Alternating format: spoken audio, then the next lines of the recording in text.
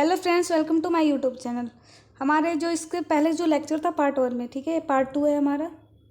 Part 1 में हम सब पढ़ चुके थे वैद्युत धारा।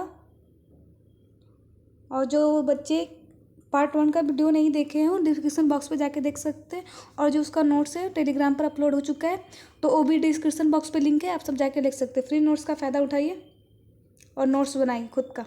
आज का हमारा टॉपिक रहेगा किरचॉफ का नियम, जो फर्स्ट लेक्चर में जो छूटा था हमारा। एक रहेगा विस्टन सेतु, एक रहेगा मीटर सेतु, एक रहेगा हमारा संधारित्र का सिद्धांत।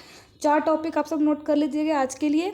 और जितने भी नए व्यूअर हैं, चैनल को सब्सक्राइब जरूर करें। और इसका जो PDF नोट्स है टेलीग्राम पर अपलोड हो चुका है, आप सब जाके डिस्क्रिप्शन बॉक्स में जाके देख सकते हैं। Thank you. अब आगे चलते हैं हम सब। हमारा था किरचॉफ का नियम। फर्स्ट नियम हमने किरचॉफ का नियम, जिसको हम सब बोलते हैं धारा का विनियम, ठीक है। किरचॉफ के 2 नियम होते हैं। एक हमारा होता है किरचॉफ का प्रथम नियम, जिसको धारा का नियम भी बोलते हैं। एक होता है किरचॉफ का द्वितीय नियम, जिसको वोल्टता का नियम पढ़ते हैं।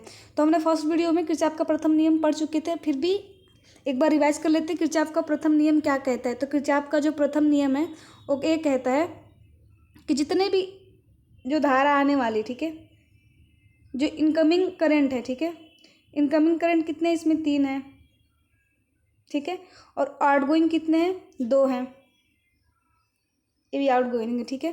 तो इसका कहने का मतलब है कि जो हमारा I1, जो हमारा इनकमिंग करंट है, ठीक है, जो हमारा इनकमिंग करंट है और आउटगोइंग करंट है, दोनों का इक्वल क्या होता है हमारा, 0।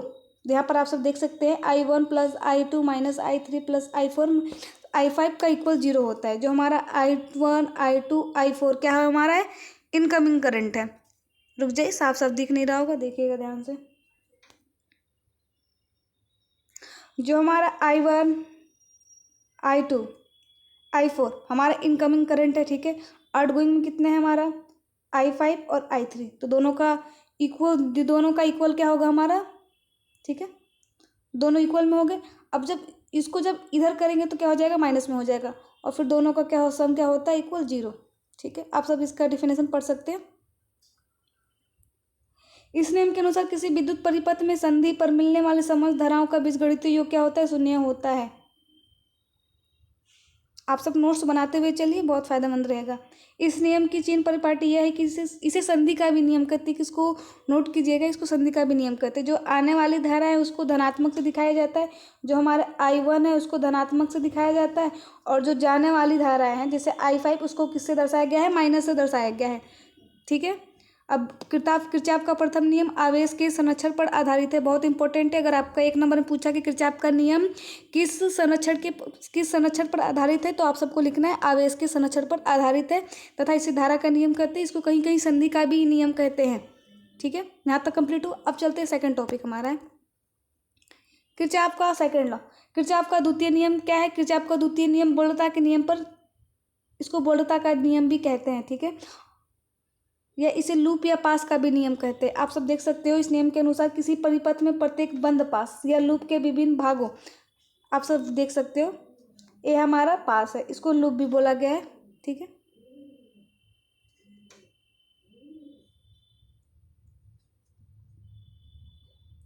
जो बहने वाली धारा I है, जो बह रही है धारा I, तथा जो संगत प्रतिरोध का चिन्ह ऐसे लगता है, आप सबको फर्स्ट वीडियो में बताया गया था। प्रतिरोध इसको बोलते हैं R, ठीक है। प्रतिरोध को इस चिन्ह से दर्शाया जाता है कि गुणनफल का बीजगणितीय योग तथा इस पास या लूप में जो लगने वाला विद्युत वाहक बल है उसके बीजगणितीय योग के बराबर होता है, देख सकते हैं। प्रथम नियम बंद पास के लिए, जो हमारा इसमें जो बहने वाली धारा I और इसका जो प्रतिरोध R, I1 R1 minus I2, जो इसमें बहने वाली धारा है इस पास में, R2 माइनस इक्वल क्या हो जाएगा हमारा, E1 minus E2। E1 minus E2 ये विद्युत वाहक बल है जो बीजगणितीय योग के बराबर होता है। इस नियम को लगाते समय धारा की दिशा में जो चलने वाली धारा तथा जो संगत प्रतिरोध का गुणनफल धनात्मक लेते हैं। तो इसमें जो धारा I और इसका जो प्रतिरोध है उसको क्या लेंगे, धनात्मक में लेंगे, तथा जो विपरीत दिशा में बह रही है उसको क्या लेंगे, माइनस में लेंगे। इस प्रकार के सेल में ऋण प्लेट में धन प्लेट की ओर चलने पर विद्युत वाहक बल पर धनात्मक, और तथा धन प्लेट से ऋण प्लेट को चलाने पर उसको क्या लेंगे, ऋणात्मक। तो इसको प्लस में लेंगे, इसको माइनस में लेंगे, ठीक है। अब द्वितीय बंद पास का आप सब देख सकते हैं, बिल्कुल ऐसे ही करना है और कुछ नहीं करना है। विस्टन सेतु बहुत इंपॉर्टेंट है। विस्टन सेतु 5 नंबर का फिक्स है आपका। किरचॉफ का नियम भी 5 नंबर में आएगा, विस्टन सेतु भी 5 नंबर का आएगा। मतलब यहाँ से है कि आपका 20 नंबर, ठीक है, यहाँ से 20 मार्क का क्वेश्चन पूछ सकता है, क्योंकि हमारा जो किरचॉफ का नियम है वो भी इंपॉर्टेंट है, ठीक है। जो हमारा विस्टन सेतु है वो भी इंपॉर्टेंट है। इसके बाद हम सब विभव मापी पढ़ेंगे, वो भी इंपॉर्टेंट है। एक हमारा संधारित्र है, ठीक है, वो भी हमारा इंपॉर्टेंट है। तो चारों इंपॉर्टेंट क्वेश्चन है, जो जिसमें से 2 क्वेश्चन तो अनिवार्य है पूछना, ठीक है। तो चलिए आइए स्टार्ट करते हैं। विस्टन सेतु क्या होता है? विस्टन सेतु आप सब देख सकते हैं। विस्टन सेतु के बारे में आप खुद से लिख सकते हैं। ये बहुत बिल्कुल सिंपल है। विस्टन सेतु बहुत सिंपल है। ये विस्टन सेतु का हमारा क्या है, डायग्राम, इसका डायग्राम देख सकते हैं। डायग्राम देखने से पहले हम सब इसका डिफिनेशन पढ़ते हैं कि विस्टन सेतु किस चीज़ पर आधारित होता है। तो आप सब देख सकते हैं विस्टन सेतु का सिद्धांत। इससे पहले हम सब पढ़ेंगे विस्टन सेतु। इंग्लैंड के एक वैज्ञानिक, इंग्लैंड का कोई वैज्ञानिक विस्टन सेतु ने विभिन्न प्रतिरोधों को अनेक क्रम में लगाकर, विभिन्न प्रतिरोध मतलब ऐसा वाला प्रतिरोध जिसको आर से डिनोट करते हैं, लगाकर विशेष व्यवस्था की खोज की, जिससे किसी चालक का प्रतिरोध आसानी से हम निकाल सकते हैं। विस्टन सेतु से हम चालक का प्रतिरोध आसानी से निकाल सकते हैं। इस विशेष व्यवस्था को ही क्या बोलते हैं? विस्टन सेतु ब्रिज बोलते हैं या विस्टन सेतु कहते हैं। विस्टन सेतु ने प्रतिरोध की एक विशेष व्यवस्था का आविष्कार किया, जिसकी सहायता से हम किसी चालक या प्रतिरोध को ज्ञात कर सकते हैं। तो विस्टन सेतु में आप सब देख सकते हैं, इसमें 2 पी प्रतिरोध PQRS है, ठीक है। इसमें ABCD दिख रहा है, पॉइंट है। प्रतिरोध क्या है हमारा? ए प्रतिरोध है। देखिए ए हमारा है धारा मापी, जो इस प्रकार का चिन्ह लगा हुआ है, ध्यान से चिन्ह को देखिए ध्यान से, इसको बोलते हैं धारा मापी। ए हमारा है क्या? कुंजी, इसको बोलते हैं कुंजी। और इसमें जो धारा बह रही है वो आई है, जिसको बोलते हैं विद्युत का धारा, ठीक है। चलिए आइए स्टार्ट करते, ध्यान से देखिएगा। विस्टन सेतु के 4 प्रतिरोध PQRS, इसके जो 4 प्रतिरोध है बिल्कुल ऐसे ऐसे, ठीक है, ठीक से बन नहीं पा रहा है, आप सब डायग्राम जाके देख सकते हैं। 4 प्रतिरोध है और इसको एक चतुर्भुज ABCD में बनाया गया है, ठीक है। इसका जो आप सब देख सकते हैं प्रतिरोध PQ, जो इसका प्रतिरोध है PQRS है। अब इसे चतुर्भुज में बनाया गया ABCD। आप इसे खुद को लिख सकते हो, लिखना जरूरी रहता है, ठीक है। चतुर्भुज के विकर्ण AC, चतुर्भुज के विकर्ण AC, यहाँ पर A है तो यहाँ पर C है। इसके जो विकर्ण AC के बीच एक विद्युत सेल E तथा प्लग कुंजी K1 जोड़ते हैं। कहाँ पे? आप सब देख सकते हैं यहाँ पे K1 जोड़ते, A और C के बीच एक कुंजी जोड़ते हैं K1, ठीक है। इसको इरेज करते, दिख नहीं रहा है पर ठीक है, अब दिख रहा है। K1 जोड़ते हैं। अब इसके बाद क्या कह रहा है हमारा, एक दूसरे विकर्ण BD में कुंजी क्या जोड़ते हैं हमारा? K2, मतलब K2 नहीं K2 जोड़ते हैं। इसके बाद क्या हो जाता है हमारा? K2 जोड़ते हैं। चतुर्भुज के चारों भुजाओं पर लगे प्रतिरोध को इस प्रकार समायोजित किया जाता है कि सेल द्वारा पूरे परिपथ में विद्युत धारा प्रवाहित करने पर धारा मापी में एक कोई विक्षेप ना हो, ठीक है। मतलब इसको इस प्रकार जोड़ा गया है कि इसके जो धारा मापी हो ये बिल्कुल विक्षेप ना हो। You can understand. इस दशा को क्या बोलते हैं हम? विस्टन सेतु को, मतलब इस दशा से विस्टन सेतु को संतुलित किया जाता है। और आप सब आगे देख सकते हैं इसके बारे में। इसका जो होता है फॉर्मूला P/Q बराबर R/S, ठीक है। आप सब सिंपल तरीके से निकाल सकते हैं इसका। पहले तो आप इसका पहले विस्टन सेतु क्या है, इसके बाद फिर उसका सिद्धांत लिखेंगे। इसके बाद एक होता है क्रिया विधि, ठीक है। तो ये हमारा है क्रिया विधि। अब क्रिया विधि क्या, आपने सबसे पहले क्या किया? तो हमने सबसे पहले 4 प्रतिरोध लिया PQRS, एक चतुर्भुज ABCD। अब जो चतुर्भुज के AC के विकर्ण में K1 जोड़े, BD के बीच में एक धारामापी CJ में प्लग कुंजी K2 जोड़ते हैं।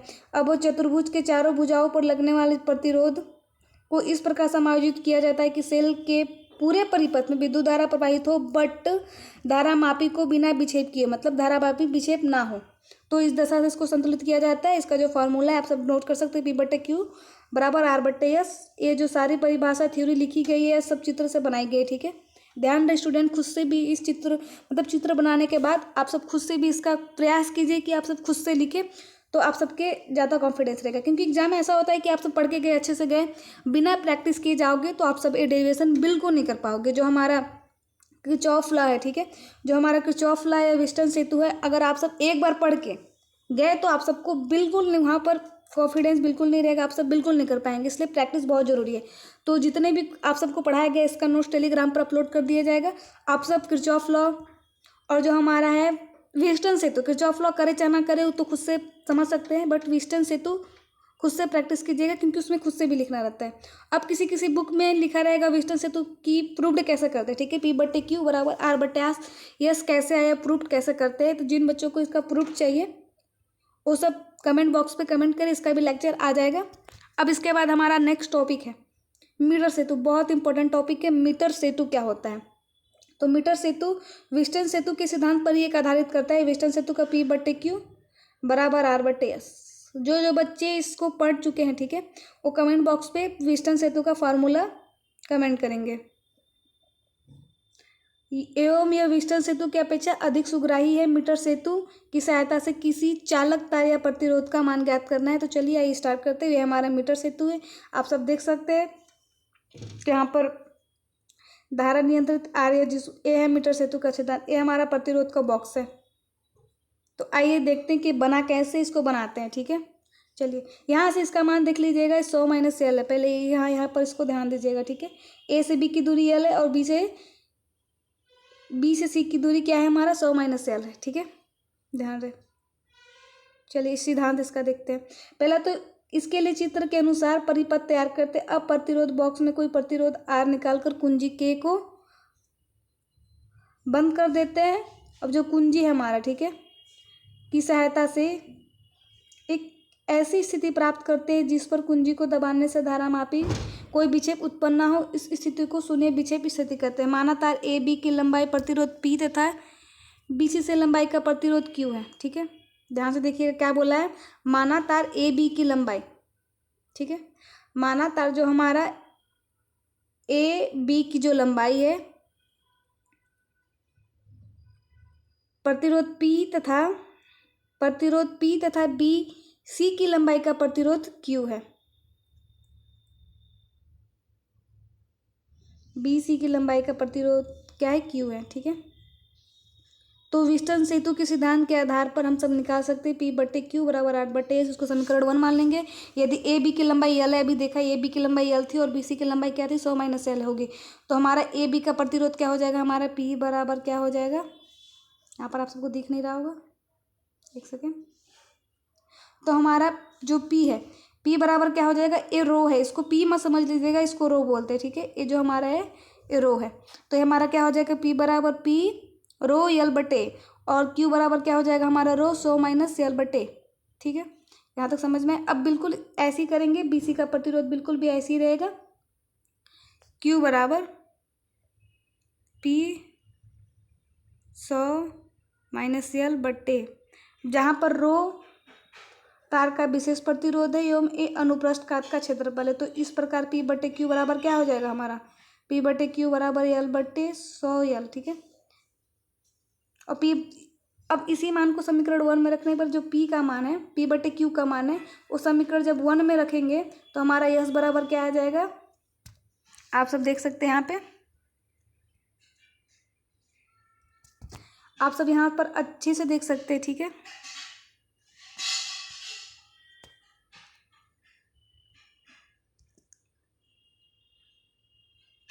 ठीक है, यहाँ पर आप अच्छे से देख सकते हैं इसका मान क्या है हमारा, दिख नहीं रहा होगा। बिल्कुल कुछ नहीं करना है, बिल्कुल सिंपल सा है, ठीक है, बिल्कुल सिंपल सा है। तो देखिए पहले तो हमारा ये हमारा जो था वे व्हीटस्टोन सेतु के आधार पर, ठीक है। व्हीटस्टोन सेतु का क्या फार्मूला था हमारा, P/Q बराबर R/S। अब इसमें हमको P/Q का मान निकालना है। तो P बराबर हमारा क्या हो जाता है, P बराबर आप सब देख सकते हैं ध्यान से, P बराबर हमारा क्या हो जाता है,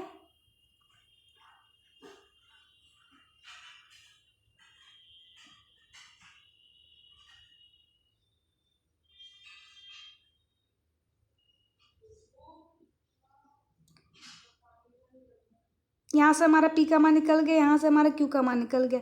अब जब P/Q का मान निकल गया तो इसको समीकरण 1 में क्या कर दिया जाता है, रख दिया जाता है। तो हमारा यस बराबर का मान आ जाता है, ठीक है। बस बिल्कुल वही करना है और जो यहाँ पर चूंकि आ चुका है, ठीक है। अब नेक्स्ट चलते हैं हमारा संधारित्र का सिद्धांत क्या है? अब संधारित्र का जो टॉपिक है, ठीक है, हम सब ने चैप्टर 2 में ही पढ़ चुके थे संधारित्र होता है क्या है उसके जो भी है। तो चलिए आइए स्टार्ट करते हैं। संधारित्र के बारे में हम पिछले अध्याय में पढ़ चुके, बिल्कुल पढ़ चुके। अब संधारित्र का सिद्धांत के बारे में हम अध्ययन करेंगे। कोई एक ऐसा समायोजन जिसमें किसी चालक के आकार में परिवर्तन किए बिना उस पर एक आवेश की पर्याप्त मात्रा संचित की जाती है, उसको संधारित्र कहलाता है। मतलब कोई चालक है, उसके आकार में बिना चेंजेज किए उसके आवेश की पर्याप्त मात्रा संचित किया जाता है, उसको बोलते हैं हम संधारित्र कहलाते हैं।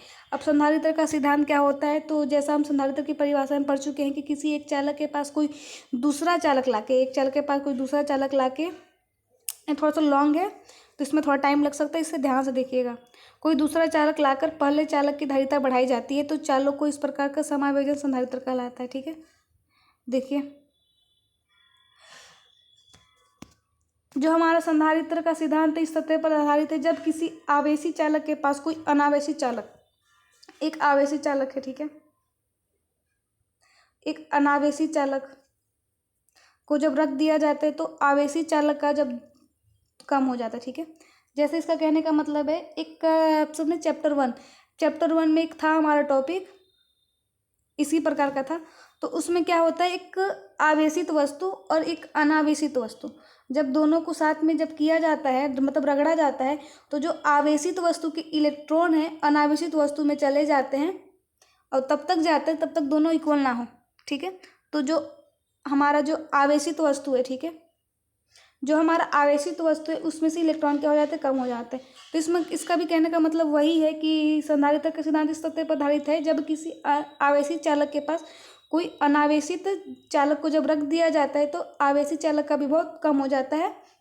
इससे स्पष्ट है कि चालक का विभव कम होने पर उसकी धारिता बढ़ेगी।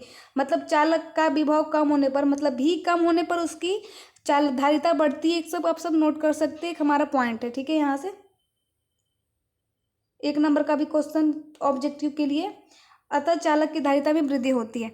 अब इसमें सबसे पहले क्या किया गया, इसमें धातु की एक प्लेट ए है जो विद्युत रोधी स्टैंड में लगी हुई है। ठीक है, एक हमारा प्रतिरोध ए है जो किस में रखा हुआ है, यहाँ पर स्टैंड में रखा हुआ है। इसके बाद क्या कहता है कि लगी हुई इस धातु के प्लेट को किसी विद्युत उपकरण द्वारा धन आवेश दिया जाता है तो प्लेट ए का विभव घट जाता है। अब इसमें धन आवेश दिया जा रहा है। ठीक है, देखो यहाँ पर धन आवेश दिया जा रहा है, ये पृथ्वी है हमारा, देखो यहाँ पर इससे धन आवेश जब दिया जाता है तो विभव घट जाता है। एक अन्य धातु बी की प्लेट जो एक विद्युत बी भी है, ठीक है, 2 पॉइंट है हमारा, इसको हमारा ए है, हमारा बी है, तो इस पर प्लस दिया जाता है जिससे विभव घट जाता है। और जब विभव घटता है तो धारिता बढ़ती है। एक पॉइंट नोट कीजिएगा, एक पॉइंट बी भी है हमारा, जो प्लेट जो विद्युत रोधी स्टैंड पर लगी हुई है, जब प्लेट ए के समीप जब लाई जाती है तो प्रेरण के कारण बी प्लेट के भीतर सतह पर उतना ही ऋण आवेश तथा बाह्य सतह पर धनावेश उत्पन्न हो जाता है। आप सब चित्र में देख सकते हैं, ये हमारा ए है, ये हमारा बी है। ठीक है, इसके बाद क्या कहलाता है हमारा, तो इस प्रकार प्लेट बी का भीतर ऋणावेश, मतलब जो हमारा बी में था वो ऋणावेश था। ठीक है, प्लेट ए के विभव को कम करने का प्रयास करते हैं, जो माइनस है। ठीक है, यहाँ पर आप सब देख सकते हैं,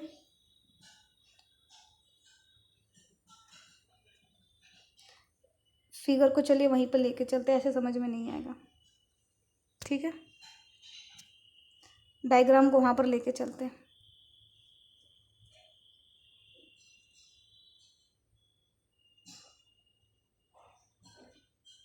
देखिए डायग्राम आ चुका है। अब यहाँ पर क्या कह रहा है हमारा, ठीक है, इसको सेट कर लेते हैं। ठीक है, तो इस प्रकार जो बी के भीतर जो ऋण आवेश है, ठीक है, बी है हमारा, बी के भीतर क्या है हमारा ऋण आवेश है, बिल्कुल है। प्लेट ए के विभव को कम करने का प्रयास करता है, जो प्लेट ए है इसके विभव को कम करने का प्रयास करता है, जबकि इसके विपरीत प्लेट बी का जो धन आवेश है प्लेट ए के विभव को बढ़ाने का क्या करता है, प्रयास करता है। तो इस प्रकार प्लेट बी का मतलब इसको आप खुद से भी लिख सकते हो, जो इस प्रकार का जो प्लेट बी है, ठीक है, जो प्लेट बी है धन तथा ऋण आवेश की मात्रा को बराबर करता है। देखो धन आवेश की मात्रा बराबर है और ऋण आवेश की मात्रा बराबर है, जबकि जो प्लेट बी है प्लेट ए के नज़दीक होने के कारण प्लेट ए का विभव कम हो जाता है। इसके से स्पष्ट है कि जो प्लेट बी की उपस्थिति है कि कारक प्लेट ए का धारिता बढ़ती है। मतलब इसका सिंपल सा कहने का मतलब, इसको एक लाइन में समझिएगा कि जो हमारा बी है, ठीक है, इसके वजह से हमारा ए का धारा, जो हमारा विभव मापी है, विभव मापी कम होता है, और जब विभव कम होता है तो क्या होती है, धारिता बढ़ती है। बस सिंपल सा यही है और कुछ नहीं है, ठीक है। अब सिंपल सा क्या है हमारा, अब चलेंगे हम सब फिर से, बिल्कुल यही करना, कुछ नहीं करना है। अब कुछ नहीं, अब चैनल को सब्सक्राइब जरूर कीजिएगा। अब मिलते हैं हम सब नेक्स्ट वीडियो में कुछ इंपॉर्टेंट क्वेश्चन के साथ। ये जो हमारा 4 टॉपिक है, जो हमारा जो 4 टॉपिक था, ठीक है, इम्पोर्टेंट था, इसका जो नोट्स है वो आप सबको फ्री में टेलीग्राम पर अपलोड हो चुके हैं, आप सब जाके देख सकते हैं। और चैनल को सब्सक्राइब बिल्कुल करें, और अच्छा बेस्ट कंटेंट पाने के लिए आप जल्दी से जल्दी 1000 सब्सक्राइब कंप्लीट करवाएं। Thank you.